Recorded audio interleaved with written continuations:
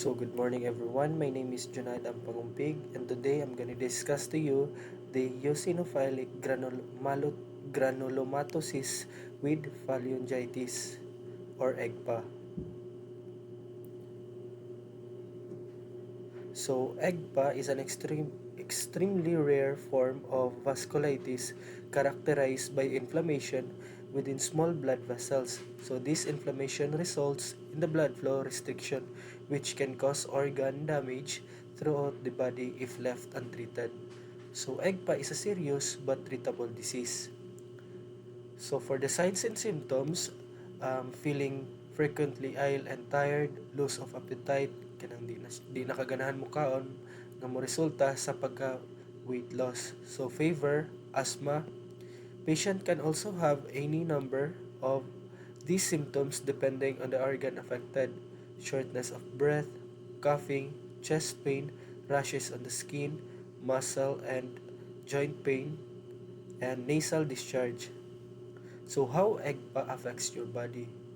So we have three phases. So for the phase 1, typically present as adult onset asthma. So these asthmatic symptoms usually begin years before any other symptoms of Egpa appear.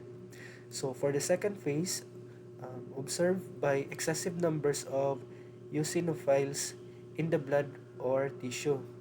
Eosinophils are a type of white blood cell, so these cells usually account for less than 5% of the total white blood cell count. So the phase 3 involves vasculitis, so inflammation of a blood vessel or blood vessels may include damage to the lungs, skin, nerves, kidneys, and other organs. So for the medical management, so these are the types of medication to treat EGPA. Um, so your health care provider may prescribe more than one medication to manage your disease. So medications to treat EGPA come in multiple forms such as pill, infusion, meaning you will receive the medication through an IV, and subcutaneous, meaning you will receive the medication by an injection in your arm or any other part of the body. So anti-inflammatories. So corticosteroids are often the first line treatment for people with EGPA. You may be treated on a higher dose of these medications, then gradually given lower doses as your symptoms improve. While tapering of steroids, you will be closely monitored by your healthcare provider. So for the nursing management, first is to assess and monitoring. So comprehensive assessment. So conduct a detailed assessment as of the patient symptoms and medical history. Monitor for signs of systematic involvement. Monitor vital signs, O2 sats, and respiratory rate closely for any changes that could indicate worsening disease activity. Assess skin for signs of rashes. Monitor for signs of peripheral neuropathy such as tingling or weakness, which is common in EGPA. So monitor laboratory values. First, assess renal function, liver function, and electrolyte levels regularly. Monitor inflammatory markers.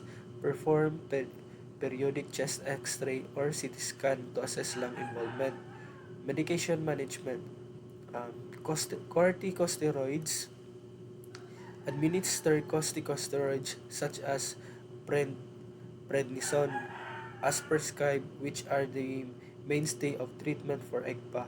Monitor for side effects such as weight gain, increased blood glucose levels, mood swings, and risk for infection. So respiratory management, airway clearance, assist with the use of nebulizer or inhalers, bronchodilators, corticosteroids to manage asthma symptoms and reduce inflammation in the airways.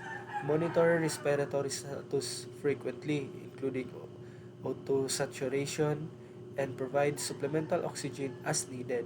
Encourage the patient to use a peak flow meter to monitor lung function. So for the cardiovascular and renal management, monitor for cardiac involvement. Assess patient for signs of heart failure or arrhythmias, which may result from Egpa's systemic effects on the heart. Monitor for symptoms like edema, shortness of breath, and fatigue, which may indicate heart involvement. Renal monitoring. Monitor for renal impairment as Egpa can affect kidney function.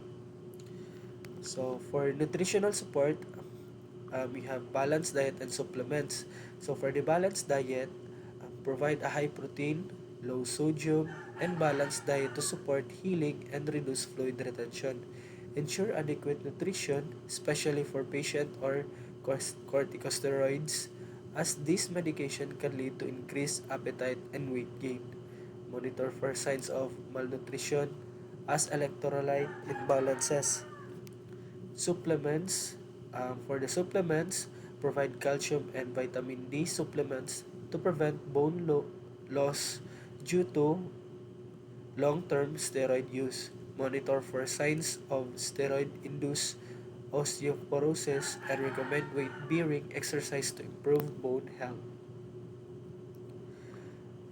For the nursing diagnosis, first is impaired gas exchange related to inflammation and narrowing of the airways, alveolar damage, and pulmonary involvement in Egpa, as evidenced by labored breathing, decreased oxygen saturation, and abnormal lung auscultation findings. And for the second, fatigue related to systemic inflammation, anemia, and immune system